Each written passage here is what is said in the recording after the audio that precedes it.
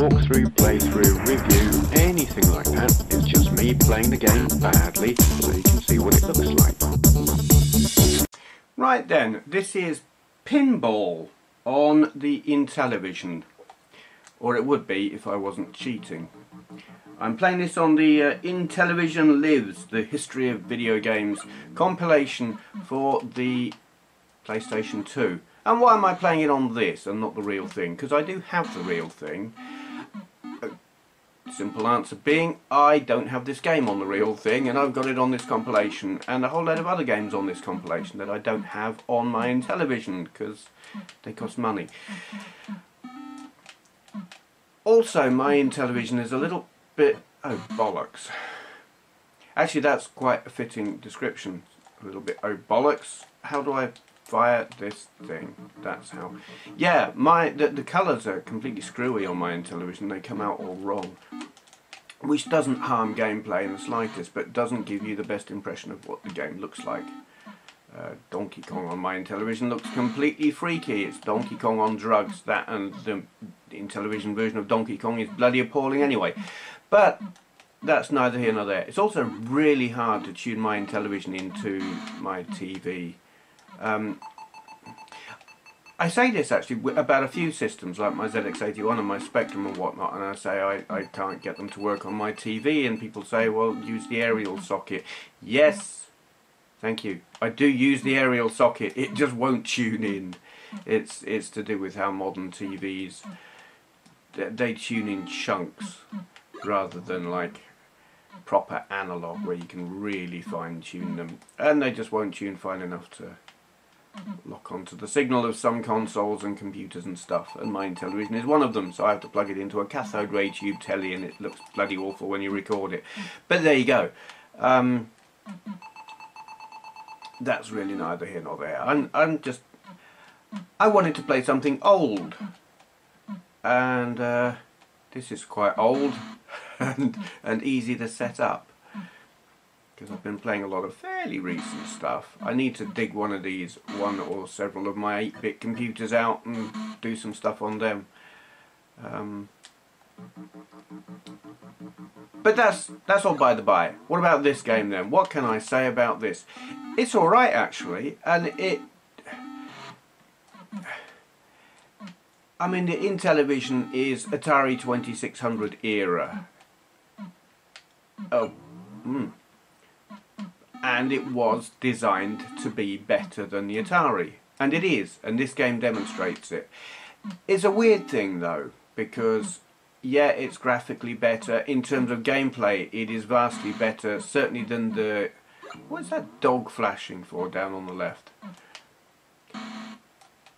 Oh, bollocks. Yeah, gameplay wise and graphically, in fact in every respect, this is vastly better than the pinball game I played on my Atari 2600. There's a video of it in my Atari 2600 playlist. Go check out the playlist if you're not familiar with them. I have them, I have lots of them, all done by system. Yeah, Atari pinball was pretty appalling. This has more variety, the ball bounces at more angles, the physics is better. It couldn't have got any worse. It's curious though, with the thing with the oh god, the thing I find with the Intellivision. Oh, game over. Fine.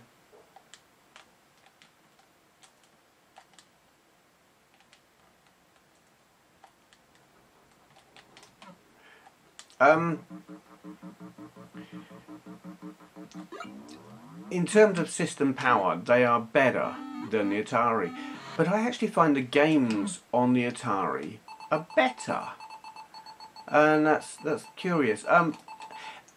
Generally, if they do a game that's on the Atari and on the Intellivision one will look better, mostly.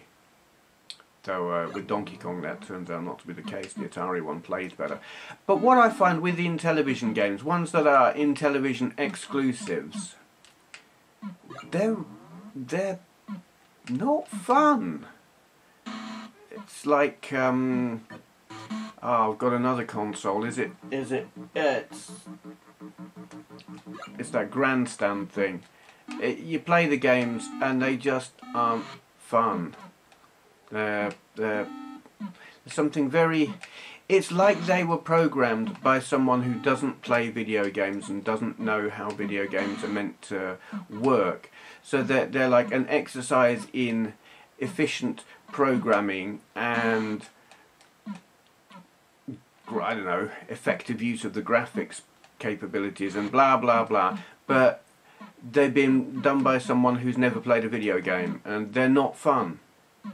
I found this with quite a few Intellivision games, and it's weird because alright, yeah, there's masses of shovelware on the Atari that's appallingly rubbish, but that all came later.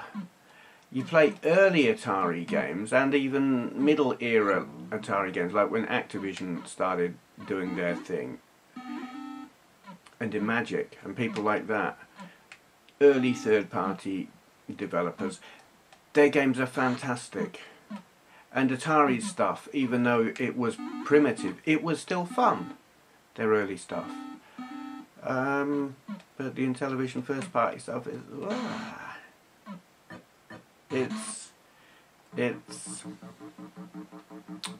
It's like being stuck in a room with your boring uncle. He might be intelligent and knowledgeable and have a better telly, but he